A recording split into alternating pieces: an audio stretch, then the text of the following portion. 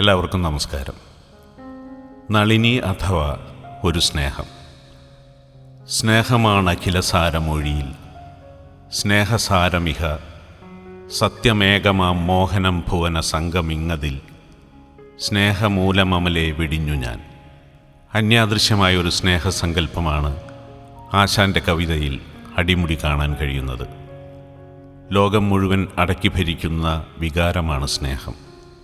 വിശ്വപ്രേമത്തിൻ്റെ അത്യുദാത്തമായ സങ്കല്പത്തെ നളിനിയിൽ ഇപ്രകാരമാണ് ആശാൻ കുറിച്ചിട്ടിരിക്കുന്നത്.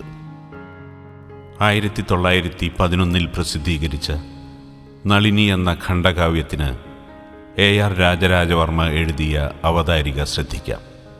ഗതാനുഗതികത്വത്തേക്കാൾ നവനവോലേഖ കൽപ്പനയിലാണ് കവികൾ അധികം ദൃഷ്ടിവെക്കേണ്ടതെന്ന് ഈ ഖണ്ഡകാവ്യം വായിക്കുന്നവർക്ക് നല്ലവണ്ണം ബോധ്യപ്പെടും. വാസനയുണ്ടെങ്കിൽ ആമ്പലും അമ്പിളിയും വണ്ടും തണ്ടാരും എല്ലാം കൂടി ഒന്നിച്ചും വെവ്വേറെയും അങ്ങുമിങ്ങും വെച്ചു കെട്ടാതെ തന്നെ നല്ല അലങ്കാരങ്ങൾ ഉണ്ടാക്കാമെന്നും ആ പുതിയ മോടി കൊണ്ട് കവിതയ്ക്ക് ഭംഗി കൂടുതലല്ലാതെ കുറവ് വരികയില്ല എന്നും ഈ ചെറിയ കാര്യം ധാരാളം കാണിച്ചിട്ടുണ്ട്. വാൽമീകി, വ്യാസൻ, കാളിദാസൻ മുതലായ മഹാകവികളുടെ കൃതികളിൽ ഗൂഢമായിട്ടെങ്കിലും അന്തർഭവിക്കാത്ത ആശയങ്ങൾ ദുർലഭമായാലും കണ്ടാലറിയാത്ത വിധം വേഷം മാറ്റിയും സന്ദർഭത്തിനനുസരിച്ച് ഏറ്റക്കുറവുകൾ വരുത്തിയും അവയെ പ്രയോഗിക്കേണ്ടതാണെന്ന് പല ഘട്ടങ്ങളിലും ഇത് തെളിയിച്ചിട്ടുണ്ട്. ഏതെങ്കിലും ഒരു പഴയ ഇതിവൃത്തമെടുത്ത് വല്ല പൊടിയും വെച്ച് കുറച്ചൊന്ന് മിനുക്കി ആദ്യാവസാനം ഓരോ മംഗളവും ചേർത്ത് ചൊല്ലുന്നതല്ല കവിയുടെ മനോധർമ്മമെന്ന് ഈ കാവ്യത്തിൻ്റെ പുറമേയുള്ള ആകൃതി കൊണ്ട് തന്നെ അറിയാവുന്നതാണ്. ഇതിലെ കഥാവസ്തു കൽപ്പിതമാണെന്ന് മാത്രമല്ല, അതിൻ്റെ രീതിയും അസാധാരണമായിരിക്കുന്നു. സാധാരണക്കാർ രജോ ഗുണപ്രധാനമാണെന്നും ആ ഗുണത്തെ പോഷിപ്പിക്കുന്ന സാമഗ്രികൾ കൊണ്ട് മാത്രം പുഷ്ടിപ്പെടുന്നതാണെന്നും കരുതി വർണ്ണിച്ചു വരുന്ന ശൃംഗാരം തന്നെയാണ് ഇതിലെ സ്ഥായിയായ രസമെങ്കിലും പ്രാപഞ്ചിക വ്യവഹാരങ്ങളിൽ നിന്നൊഴിഞ്ഞ് സത്വഗുണവൃത്തി അവലംബിച്ചുകൊണ്ടിരിക്കുന്ന നിലയിലും ആ അനുരാഗം വർദ്ധിക്കുന്നതായിട്ടാണ് കാണിച്ചിരിക്കുന്നത്. പരിശുദ്ധമായ അനുരാഗത്തിൻ്റെ സൂക്ഷ്മസ്ഥിതി ഗ്രഹിക്കുന്നതിൽ ഈ സംഗതി ഏറ്റവും ഉപയുക്തമായിരുന്നു. ഒഴുക്കുകളുടെയും എതിരൊഴുക്കുകളുടെയും ജലധിയാണ് ആശാൻ കവിത. അതെങ്ങനെ ആശാൻ്റെ ബിംബഭാഷയിൽ പ്രവാഹരൂപങ്ങളാകുന്നു എന്ന് നോക്കാം.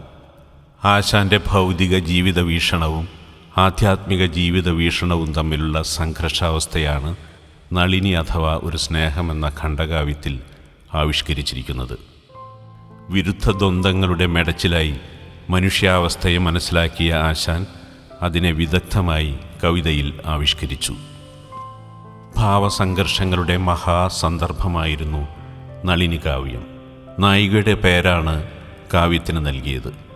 അന്യാദൃശ്യമായ സ്നേഹം കാവ്യത്തിൻ്റെ പ്രധാന ഭാവമായിരിക്കുന്നതുകൊണ്ട് ഒരു സ്നേഹം എന്നൊരു കാവ്യനാമം കൂടി ഈ കാവ്യത്തിന് നൽകി. ഗതാനുഗതികത്വത്തേക്കാൾ നവനവോലേഖ കൽപ്പനകളിൽ കവി ശ്രദ്ധ ചെലുത്തിയിട്ടുണ്ടെന്ന് ബോധ്യം വന്ന AR രാജരാജവർമ്മ കാവ്യത്തിൻ്റെ അവതാരികയിൽ ഇതൊരു പുതിയ പ്രസ്ഥാനത്തിൽപ്പെട്ട കാവ്യമാണെന്ന് കവിതാഗതി പരിശോധിച്ച് വിലയിരുത്തി. പ്രമേയപരമായി കാളിദാസൻ്റെ പാർവതിയുടെയും രവീന്ദ്രനാഥ ടാഗോറിൻ്റെ നളിനിയുടെയും ഛായ കാവ്യത്തിന് കണ്ടെത്താം. കഥാതന്തുവിൻ്റെ ഉറവിടം ഒളിവർ ഗോഡ്സ്മിത്തിൻ്റെ എഡ്വിൻ ആൻഡ് ആഞ്ചലീന, HW ലോങ്ഫെലോയുടെ ഇവാഞ്ചലിൻ എന്നീ കാവ്യങ്ങളിലും കണ്ടെത്താം. ആശാൻ്റെ കവിത്വശക്തിയും നിപുണതയും അഭ്യാസബലവും സമ്പന്നമാക്കിയ ഖണ്ഡകാവ്യം തന്നെയാണ് നളിനി. ആത്മാർപ്പണത്തിൻ്റെ ദിവ്യമെന്നും അലൗകികമെന്നും തോന്നിക്കുന്ന പ്രോജ്വലത ഇംഗ്ലീഷ് കാൽപ്പനിക കവിതകളിലും ടാഗോറിൻ്റെ ഗീതങ്ങളിലുമൊക്കെ പുതിയ നാളങ്ങളായി വിരിഞ്ഞു.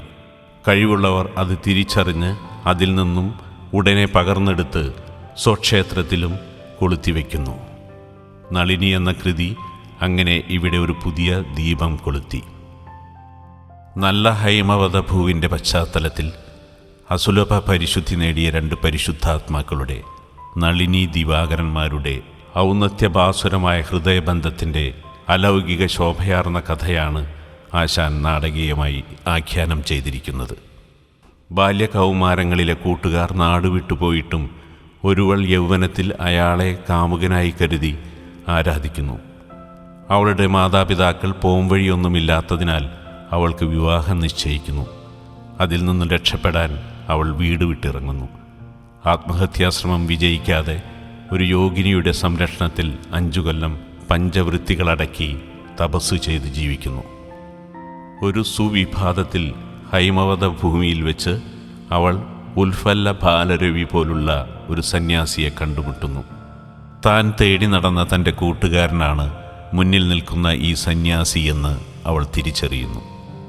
ദീർഘകാലത്തെ കാത്തിരിപ്പിനും വിയോഗത്തിനും ഒടുവിൽ കാമുകനെ ആദ്യമായി കണ്ട മാത്രയിൽ നളിനിയുടെ പ്രതികരണം ഒരു സമുദ്രബിംബത്തിലൂടെ കവി ആവിഷ്കരിച്ചിരിക്കുകയാണ്.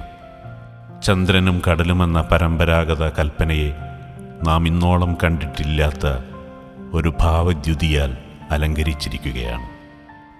ഉൾപ്രമോദമഥ വേലിയേറ്റമാർന്ന അത്ഭുതാംഗിയുടെ ചന്ദ്രനോ യതി. ചന്ദ്രദർശനം നായികയുടെ ഉള്ളിലെ കടലിൽ ആഹ്ലാദത്തിൻ്റെ വേലിയേറ്റമുണ്ടാക്കുന്നു. തുടർന്ന് ദിവാകരന് സമീപം പാഞ്ഞണയുന്ന നളിനിയെ ആഴിയെ മുട്ടി നിന്നണമുറിഞ്ഞ വാരിപോൽ എന്ന് വിവരിക്കുന്നു. താമരപ്പൂക്കൾ വിരിയുന്ന ജലാശയമെന്നാണ് നളിനി എന്ന വാക്കിനർത്ഥം. തുടർന്ന് നളിനി തങ്ങളുടെ മനോഹരമായ ബാല്യകൗമാരക്കാലം ദിവാകരന് മുന്നിൽ തുറന്നു വയ്ക്കുന്നു. മനസ്സിലുള്ളത് മുഴുവൻ അതേപടി അവതരിപ്പിക്കാൻ അവൾ അനുഭവിക്കുന്ന വ്യഥയെ തന്നതില്ല പരനുള്ളു കാട്ടുവാനൊന്നുമേ നരനുപായമീശ്വരൻ ഇന്നു ഭാഷയതപൂർണമിങ്ങഹോ വന്നുപോം പിഴയും അർത്ഥശങ്കയാൽ എന്നീ വരികളിൽ കവി ആവിഷ്കരിച്ചിരിക്കുന്നു. മനുഷ്യൻ്റെ നിസ്സഹായതയെ ഇനിയൊരു ഭാഷയാൽ അവതരിപ്പിക്കുക അത്രമേൽ ദുഷ്കരമാണ്. പരസ്പരം മനസ്സിലാക്കാൻ കഴിയാത്ത മനുഷ്യൻ്റെ നിസ്സഹായതയെയാണ് ഈശ്വരനെ പഴിചാരിക്കൊണ്ട് കവി അവതരിപ്പിച്ചിരിക്കുന്നത്. പഴയകാല ജീവിതം മുഴുവൻ പറഞ്ഞ ശേഷം ദിവാകരൻ തനിക്ക് ആരാണെന്ന് വ്യക്തമാക്കുന്നിടത്ത് പ്രണയം കരകവിയുകയാണ്. എന്നാൽ സന്യാസം സ്വയം വരിച്ചു കഴിഞ്ഞിരുന്നു അദ്ദേഹം. ഒരു സന്യാസിയുടെ ഉത്കൃഷ്ടമായ സംസ്കാരത്തിന് യോജിച്ച വിധമായിരുന്നു തുടർന്നുള്ള ദിവാകരൻ്റെ സംസാരം. അദ്ദേഹത്തിൻ്റെ പാദപരിചര്യ കൊണ്ട് അവൾ ധന്യയാകുമായിരുന്നെങ്കിലും നിസ്സംഗത കൈവെടിയാൻ അദ്ദേഹം തുനിഞ്ഞില്ല. അവളുടെ നിയമചര്യ നന്നെന്നും അമ്മട്ടിൽ തന്നെ ജീവിക്കണമെന്നും നിർദ്ദേശിച്ച് അദ്ദേഹം യാത്ര പറയാൻ തുടങ്ങുന്നു. എൻ്റെ ഏകധനമങ്ങു ജീവനങ്ങെൻ്റെ ഭോഗമതുമെൻ്റെ മോക്ഷവും എൻ്റെ ഈശദൃഢമിപ്പതാംബുജത്തിൻ്റെ സീമ ഇതു പോകിലില്ല ഞാൻ എന്ന് പറഞ്ഞുകൊണ്ട് നളിനി യതിയുടെ കാൽക്കൽ വീഴുന്നു. അവളിൽ കരുണ തോന്നിയ അദ്ദേഹം അവൾക്ക് മഹാവാക്യ തത്വം ഓതിക്കൊടുക്കുന്നു. അതുൾക്കൊണ്ട് സംതൃപ്തയായി തീർന്ന അവൾ ആ സുമുഹൂർത്തത്തിൻ്റെ ആനന്ദവേലിയേറ്റത്തിൽ തളരുന്നു. അവളെ താങ്ങിയ യതിയുടെ മാറിൽ ചാഞ്ഞുകൊണ്ട് അവൾ കൂടുവെടിഞ്ഞു. ഞെട്ടറ്റു വീഴുന്ന പൂവ് പോലെ, പുൽക്കൊടിത്തുമ്പിൽ നിന്നും ഇറ്റിറ്റു വീഴുന്ന മഞ്ഞുതുള്ളി പോലെ. ജീവിതം കൊണ്ട് നേടാനാവാത്തത് അവൾ മരണം കൊണ്ട് നേടി. എന്തെന്നാൽ അവളുടെ ദേഹവിയോഗത്തിന് ശേഷം ആ സ്നേഹയോഗത്തിൻ്റെ മാഹാത്മ്യം ആദരിക്കാൻ ദിവാകര യോഗിക്ക് കഴിഞ്ഞു. താൻ ഭുവനസംഘം വെടിഞ്ഞതും സന്യാസം സ്വീകരിച്ചതും സ്നേഹത്തിനു വേണ്ടി തന്നെയെന്ന് യോഗി പറയുന്നുമുണ്ട്. രക്തിയും വിരക്തിയും തമ്മിലുള്ള ഏറ്റുമുട്ടലെന്ന് ഒരൊറ്റ വാക്യത്തിൽ ചുരുക്കാം. പ്രണയവും സന്യാസവും തുല്യ തീവ്രതയുള്ള 2 അദൃശ്യപ്രവാഹങ്ങളായി മാറി.